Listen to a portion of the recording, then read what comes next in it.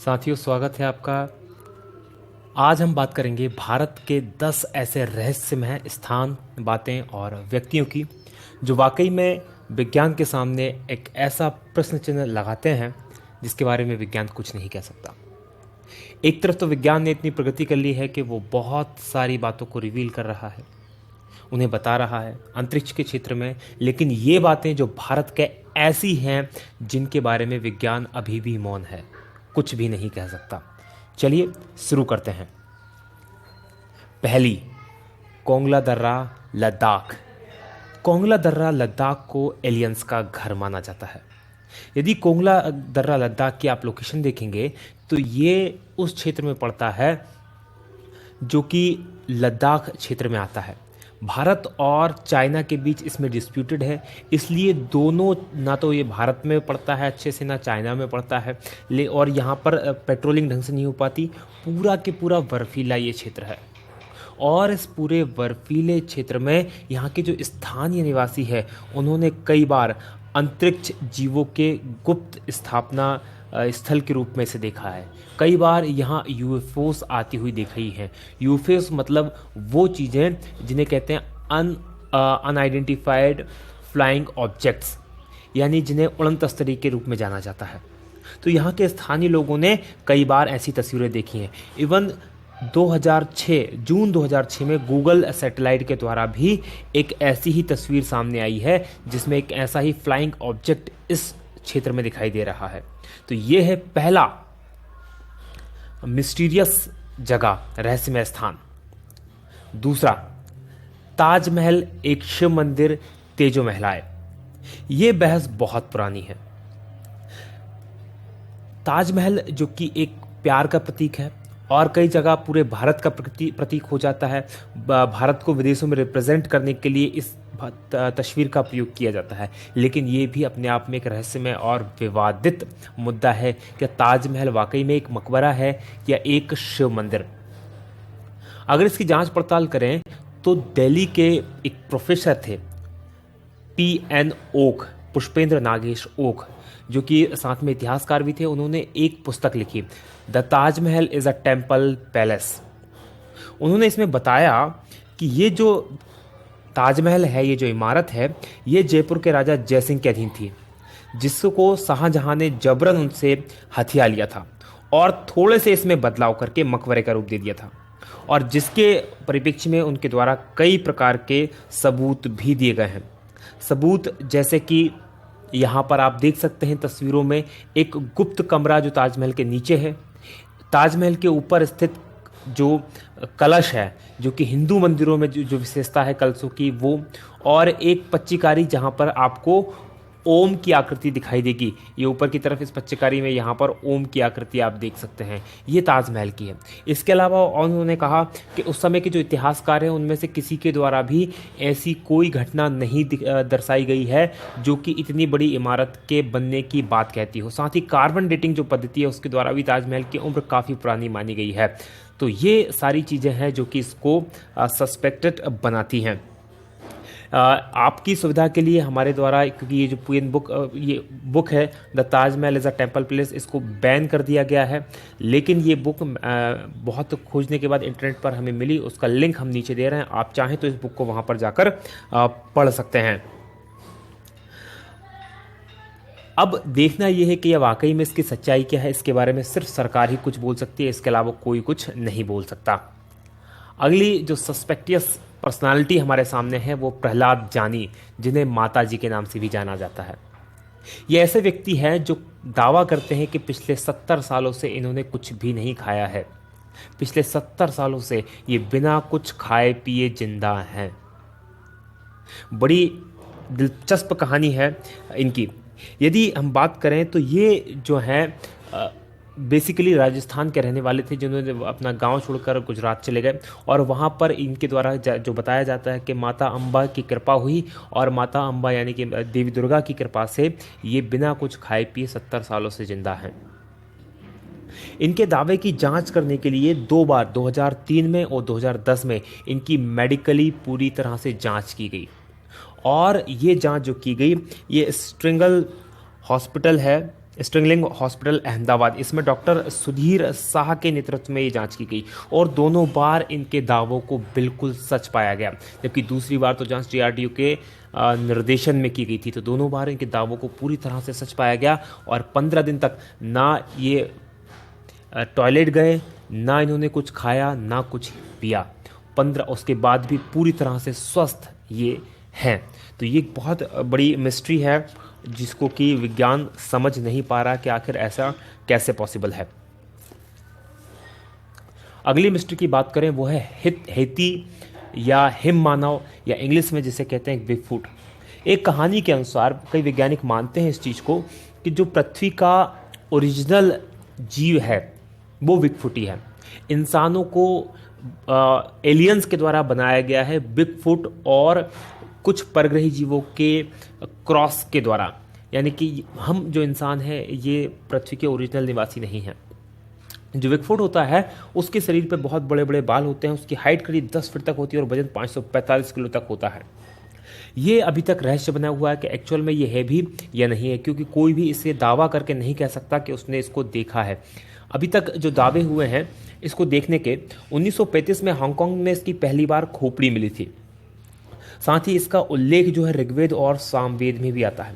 1951 में जब mount Everest की चढ़ाई करने के लिए वहाँ पर एरिक सिम्पटन गए थे तो उन्होंने बर्फ पर बड़े बड़े पैरों के पद चिन्ह भी देखे थे और उन पद चिन्हों की तस्वीरें बहुत फेमस हुई बाद में और काफ़ी उस पर चर्चा भी की से बनी। 1953 में जो एडमंड हिलेरी और तेंजिंग नोर्गे ने भी इसी तरह के बड़े बड़े पद चिन्ह देखे थे और इसके बारे में तेंजिंग नोर्गे ने लिखा है अपनी आत्मकथा में कि उन्होंने ऐसे चित्र कई बार देखे, लेकिन उनके पिता ने 2 बार अपनी लाइफ में हिम मानव को देखा था। हालांकि तेंजिंग नोर्गे ने ये दावा नहीं किया कि उन्होंने देखा था, उनके पिता का दावा करते हैं कि उनके पिता ने इसको देखा था। तो ये अभी भी वाकई में एक बहुत बड़ा रहस्य है कि वाकई में हिम मानव होता है या नहीं होता। अगली है राजस्थान की धरा में कुलधरा करके एक गांव है जो एकाएक वीरान और भूतहा हो गया है। ये जो गांव है राजस्थान के जैसलमेर जिले में स्थित है। ये जो गांव 1200 के आसपास बसाया गया था ब्राह्मणों के द्वारा और ये गांव 1825 में एक ही रात में ये गांव और इसके साथ और 83 गांव, कुल 84 गांव रातों रात भूतहा हो गए। इसके बारे में जो कहानी है वो कुछ इस तरह से है। ये जो गांव है यहाँ जैसलमेर रियासत के एक मंत्री जिसका नाम सालम सिंह था, उसकी नज़र यहाँ के गांव की मुखिया की बेटी पर पड़ गई। वो उसको प्राप्त करना चाहता था, उससे शादी करना चाहता था, जबकि वो 1 नंबर का अय्याश आदमी था और उसने गांव वालों को चेतावनी दी यदि उसको लड़की नहीं मिली तो गांव में इतना कर बढ़ा देगा कि उनका जीना मुश्किल हो जाएगा। बस इसी बात को लेकर एक पंचायत हुई और उस पंचायत ने 84 गांव के जो लोग थे जो ब्राह्मण समाज के थे उन्होंने इकट्ठा हुए और उन्हें फैसला लिया कि हम राजा को वो बेटी नहीं, उस मंत्री को वो बेटी नहीं देंगे, उसकी इज्जत हम बचाएंगे। और रातों रात पूरा के पूरे 84 गाँव खाली कर चले गए और वो आज भी एज इट इज़ वहाँ पर सारी चीज़ें स्थित हैं। तो ये एक मिस्ट्री है कि रातों रात, और उसके बाद उनका ना तो ये पता चला कि वो कहाँ गए, ना ये पता चला कि वो कहाँ पर हैं। लेकिन जाते समय में उन्होंने इस गांव को कभी ना बसने का श्राप दिया और अभी तक ये गांव कभी भी नहीं बस पाया। 1-2 बार बीच में कुछ लोगों ने यहाँ रहने की हिम्मत की है, लेकिन उनकी भी यहाँ पर वो रह नहीं पाए, कभी भी इसको बस नहीं पाया। अगली है 6वां नंबर पे मैग्नेटिक हिल लेह। ये एक बहुत बड़ा रहस्य है। मैग्नेटिक हिल जो है लेह के अंदर, कश्मीर के अंदर स्थित है।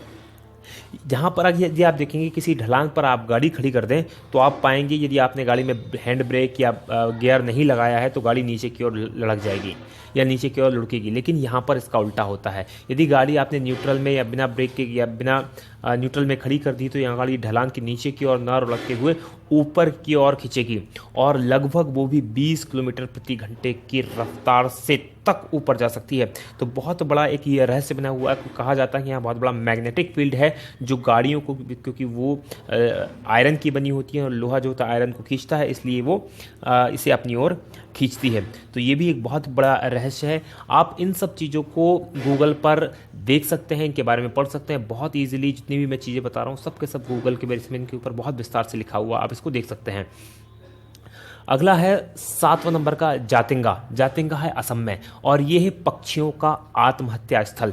यहाँ पर पक्षी आत्महत्या करते हैं और बहुत बड़ी तादाद में करते हैं, इसलिए ये एक बहुत बड़ा प्रश्न चिन्ह बना हुआ विज्ञान के लिए भी।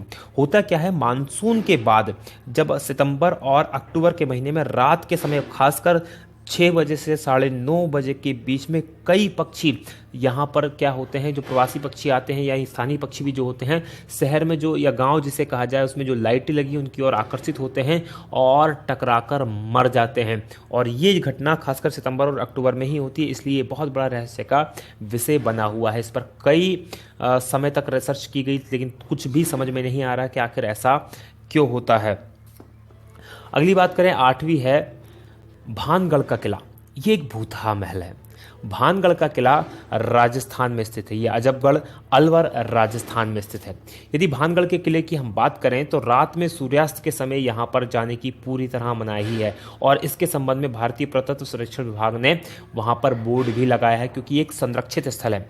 ऐसा कहा जाता है कि यहाँ पर जो यहाँ की राजकुमारी थी उस राजकुमारी से एक जादूगर जो था वो प्यार करने लगा था और उस जादूगर ने उस राजकुमारी को प्राप्त करने के लिए एक काले जादू करने का प्लान बनाया, जिससे कि वो राजकुमारी को अपने वश में कर ले। राजकुमारी को उससे पहले ही उसके काले जादू के बारे में पता चल गया और उसने उस जो जादूगर था उसको मरवा दिया।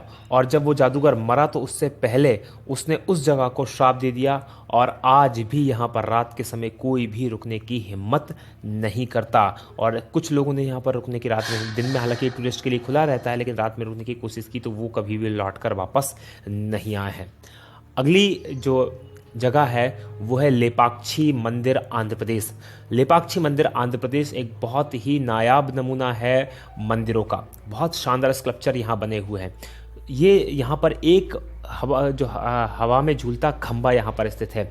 यहाँ पर क्या है, बेसिकली इस मंदिर के अंदर इसका आर्किटेक्चर या इस तरह से बनाया गया है कि यहाँ कुल 70 खंभों का ये मंदिर है और इन 70 खंभों में से एक खंभा ऐसा है जिसके नीचे जिस तरह से आप तस्वीर में देख रहे हैं इस तरह से कपड़ा आर से पार निकाला जा सकता है और इसका रहस्य कोई नहीं जानता। माना ऐसा जाता है कि इसमें जो खासकर बाजीगरी या ट्रिक जो है इसके शिल्प में या इसके आर्किटेक्चर में उसको इस तरह से बनाया गया है कि वो खंभा जो है हवा में झूलता रहे। तो ये एक बहुत बड़ा रहस्य है कि ये आखिर कैसे होता है, अभी तक कोई भी नहीं जानता। और सबसे इंपॉर्टेंट और सबसे आखिरी है वो 10वां है कोडनी केरल में एक गांव है। यहाँ पर ये जो गांव है जुड़वा लोगों का गांव या ट्विंस टाउन कहलाता है। ये कोडनी गांव जो है ये मलप्पुरम से लगभग 15 किलोमीटर की दूरी पर 2000 लोगों का गांव है, लेकिन इन 2000 लोगों के गांव में 204 से ज़्यादा जुड़वा जोड़े हैं, मतलब कि 408 लड़के लड़की यहाँ पर जुड़वा हैं। और ये जो 204 की जनसंख्या है ये इस गांव की कुल 10% जनसंख्या है, जो कि अपने आप में एक बहुत बड़ी मिस्ट्री है कि आखिर ऐसा क्यों हो रहा है इसी गांव में, क्योंकि एक ही गांव में इतनी बड़ी संख्या में जुड़वा पैदा होना एक इत्तेफाक तो नहीं हो सकता। यहाँ के स्थानीय लोगों की माने तो 1949 से ये शुरू हुआ। 1949 से ये शुरू हुआ और ये अब तक जारी है। और यहाँ पर लगभग सभी उम्र के, ऐसा नहीं कि अभी जो बच्चे पैदा हो रहे हैं वही हैं, उससे पहले भी उम्र के ट्विंस यहाँ पर मिल जाते हैं। और इसके बारे में सबसे बड़ी बात यह है कि यहाँ पर कई बार वैज्ञानिकों की टीमें आई, उन्होंने रिसर्च की और अभी तक उसका कोई भी पता नहीं लगा पा रहे हैं कि आखिर ऐसा क्यों होता है। इवन यहाँ की कोई लड़की अगर बाहर भी शादी करती तो वहाँ भी उनको भी जुड़वा बच्चे पैदा होने की संख्या अधिक होती है, और बाहर की लड़की अगर इस गाँव में शादी करती है तो उसको भी जुड़वा बच्चे पैदा होने की ज़्यादा चांसेस होते हैं। तो ये एक बहुत बड़ी मिस्ट्री है जिसको सुलझा पाना विज्ञान के लिए अभी पॉसिबल नहीं हुआ है। आपको हमारा वीडियो कैसा लगा इसे प्लीज़ सब्सक्राइब करें। अगर आपको अच्छा लग रहा है हमारा वीडियो तो इसको लाइक करें, हमारे चैनल को सब्सक्राइब करें। इसी तरह के बहुत सारे वीडियो आप देख सकते हैं, नीचे की तरफ 3 वीडियो हैं, इनमें से भी आप जरूर देखें और हमें कमेंट करके ज़रूर बताएं। जब तक आप इन चीज़ों को सब्सक्राइब करते हैं, लाइक करते हैं, कमेंट करते हैं, तब तक हम बनाते हैं आपके लिए दूसरे वीडियो। आप देखते रहिए। जय हिंद, जय भारत।